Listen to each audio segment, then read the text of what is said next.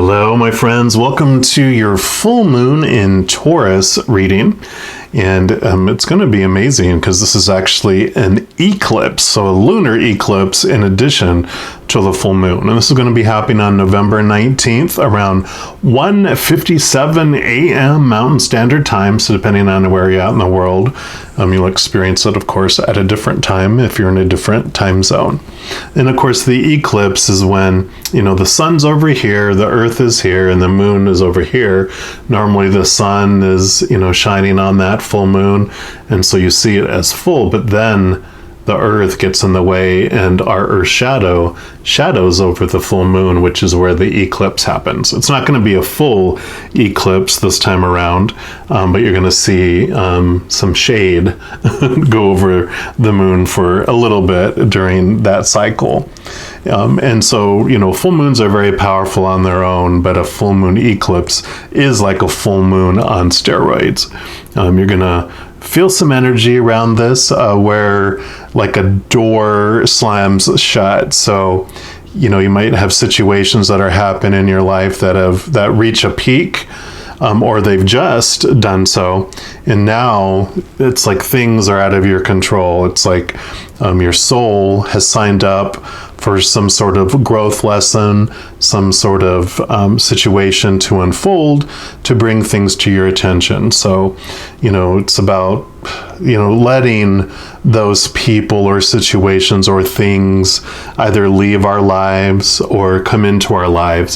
So you're going to be seeing these significant kind of endings and new beginnings. They'll be like tower type of events, what like the tower in tarot, which is, life is unfolding for you, something is being removed or being brought into your life on purpose for a purpose.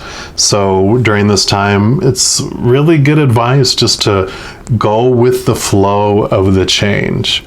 Forgive whatever happens, knowing that, this releases you from any of those emotional extremes, because in addition to it being a full moon eclipse, it is in Taurus, and Taurus energy does bring it brings in a time of getting grounded, I guess is a good word to say it. We work through any negative feelings that we've been having or are feeling, and we find this balance in how we're expressing those emotions. So we're not being too dreamy and we're not being too serious. It's really about this grounding balance that we can take advantage of.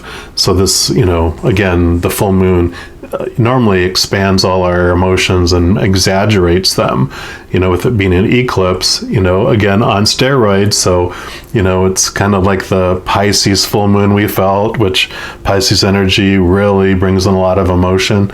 This is going to expand any emotions that we're feeling, but just know that there's this beautiful grounding energy available through the Taurus energy that can help balance things out to where we can see this beautiful ebb and flow of life instead of, an extreme, fearful type of event happen in our lives. So a lot of deep breathing will help. The bull is a mighty strong spirit animal as well. It sits it doesn't really sit, it stands its ground in its territory, and people respect the bull because of how grounded and strong it is. So just tap into that energy, and it'll be a not so strenuous and extreme full moon for you. We're also going to pull a special reading for your specific sign. So we're going to jump into that right now and just see what else the creator wants you to know about this full moon Taurus eclipse energy that's going to be coming in for you during this period. All right, my Aquarians, this is your Taurus full moon eclipse reading, and we're going to start off by pulling a card here from the Angels and Ancestors Oracle. And I'm going from here because these cards are just feel very grounding to me, and so it's very much that Taurus energy feeling, and we're going to just see what the creator wants you to know for this 3-week period around this full moon eclipse. So it'd be the week before the full moon eclipse and up to 2 weeks after. So Creator, for our Aquarians, for our Aquas, what do you want them to know? Okay, right there. And you have the moon. So boom, boom, the moon. Take note of intuitive messages. So definitely, I mean, wow. Full moon eclipse, moon. Take note of intuitive messages. You're definitely going to be getting a lot of messages from the other side. So I would definitely, especially a few days before and a few days after the new moon eclipse, make sure to take time away somehow, some way, even if it's for just like an hour. Get into a quiet place where you can intentionally just take a pad of paper and just go breathe and just look up at the moon, connect to the moon energy, ask what messages that, the Creator, Spirit, your angels and guardian angels or spirit guides or loved ones on the other side, or your ancestors or your, unicorns or your fairies or whatever you believe are those beings of unconditional love and light on the other side. Connect to them and just say, what messages do you have for me? And whisper. Listen for the whispers. Raise your vibration intentionally to one of unconditional love and joy and laughter and peace, because that's the frequency of which Spirit speaks. So you'll be able to hear those whispers of love as you step away and quiet all that noise. So even getting out into nature could really help. So it says, use your intuition, practice discernment, see through illusions and blockages. The moon is strongly associated with the divine feminine and the energy of receiving. If the sun is God, the moon is goddess, and so she offers a powerful energy of polarity and balance, which is what we were looking for, right? She has a cyclic energy and is therefore strongly connected to emotions, which often come and go in waves, and to somewhat interesting behavior. So when the moon appears in a reading, you're often being told that not everything is as it seems. The moon has a dark side, just dark, not negative, and can show you what you've been kept in the dark about. Lunar energies are surrounding your life, allowing you to understand what is standing in your way. Not everything is as it seems, and you're being guided to use your discernment. When the moon appears, intuitive or psychic urges are increased, so take note of any feelings arising at this time. They're messages from your soul and angels. The moon shines her light on all that has been kept in the dark, so ask yourself if you're avoiding anything or refusing to deal with something of importance. If so, it could be holding you in the shadows when your destiny is to be in the light. If this card appears when you feel someone isn't being completely real with you, know that their intentions will be revealed to you. The moon has no secrets. She reveals all. So beautiful. Yeah, you're definitely going to be getting some clear messages. And the more you tune to their frequency, the more clearer the communication will be between you and the other side. So definitely, I would take extreme advantage of this. And I'm an Aquarian sun, so I am taking that to heart. And I'm going to schedule some time on my calendar. Next, we're going to pull a card here from the Ancestral Path Tarot. And we're just going to see what the Creator wants you to know about the week before this full moon eclipse.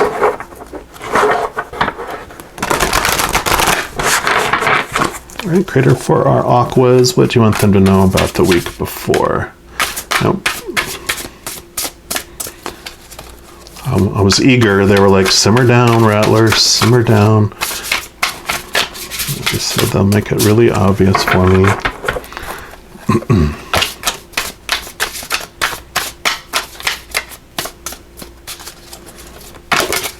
Okay.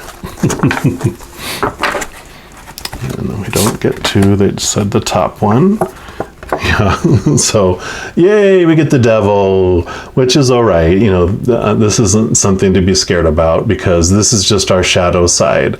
And what is being revealed to us is that which is holding us back. That is what is making us feel suppressed, feeling trapped. And I look at this card, and it actually just came out, not this specific card, but in one of the others, the devil card came out, I believe it was in Libra. And, you know, it's like this picture of Dr. Evil in the Austin Power, you know, series.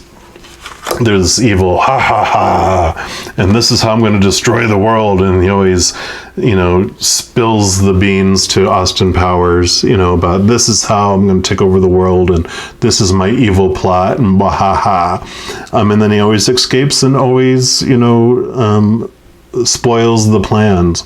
And that's like this feeling that comes with this is the shadow is a piece of ourself, and they're like bringing, in not subtle ways, they're bringing the message to us, and showing us what is this thing in our life that is making us stay small. And you know, it's they do it in a, like I said, not a subtle way. So you'll have like 5 different people that you're interacting with, and either your relationship is impacted with them in the same way, mirroring to you what you need to see, or each of them people are going through something that is mirroring something for you to go, wow, I see it. And they're like, yeah, they're like, this is how I'm going to do, this is what I'm doing to keep you suppressed, wink, wink. I mean, so this is what this is the wink of our shadow showing us, hey, this is something that you can look at. And this is good to do this between, you know, the week before that full moon eclipse, because we're feeling emotion and it is being brought to our face, and so it's in our face, and we're going to see what it is that is keeping us feeling small. And you know, I'm really zeroing in on this character down here, making us feel hopeless and trapped and chained.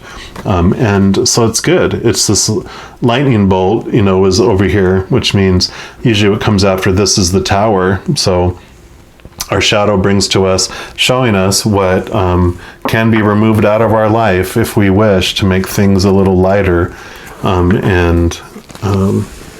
You know, we're usually it'll show that the noose around our neck is so loose that we could take it off, and that the grip that is on there isn't even, it's like it's not even fastened.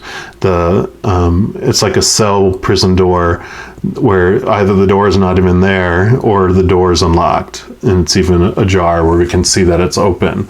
And if we can take the time to connect and see that, then we can step out of that, those feelings. I'm going to pull some cards here from the Tarot of Dreams, and this is going to be the week after that full moon eclipse, and we'll see what the creator wants us to know about that aftermath, which I'm excited to see. So after this comes to our attention, then what? And then what do you want us to know, creator? What about our Aquas? What do you want us to know about the week after?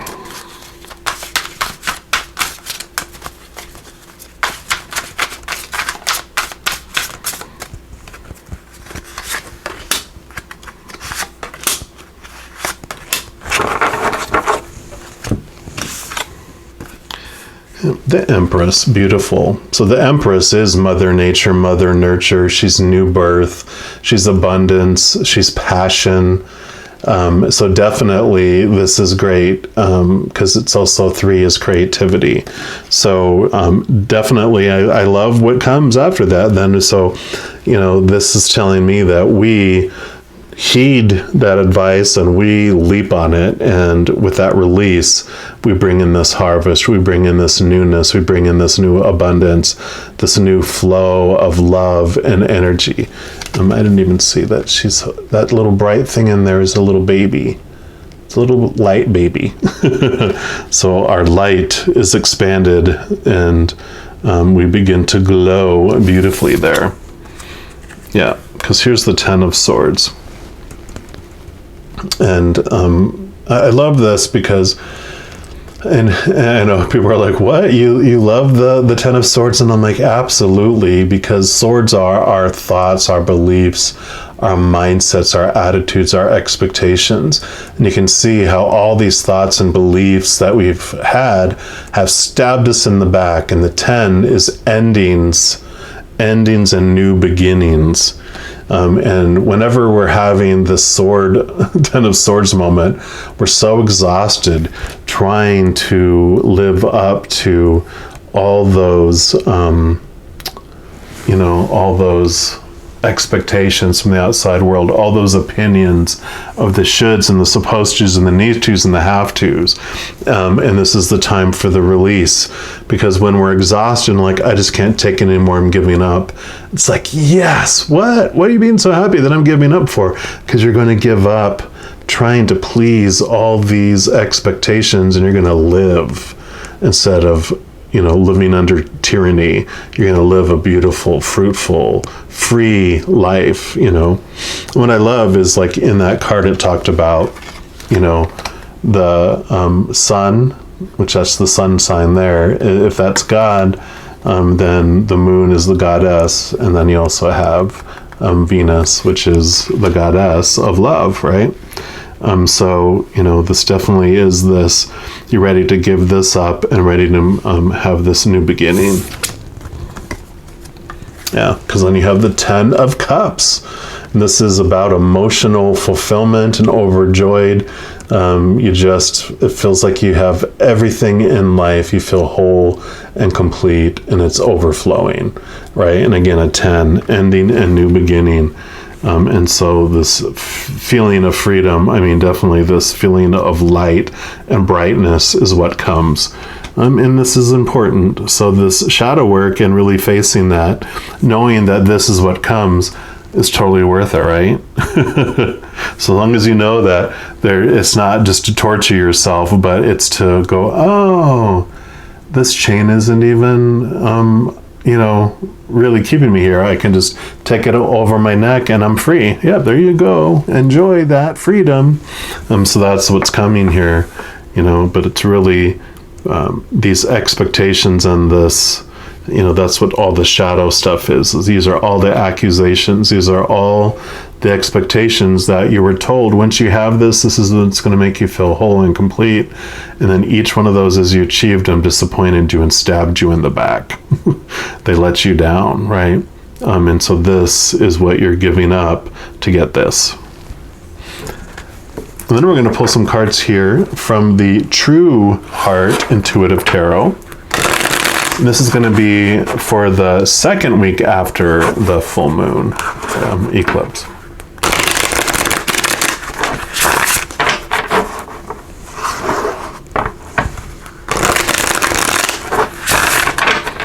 All right, Creator, what do you want our Aquas to know about this second week after? Okay, what else?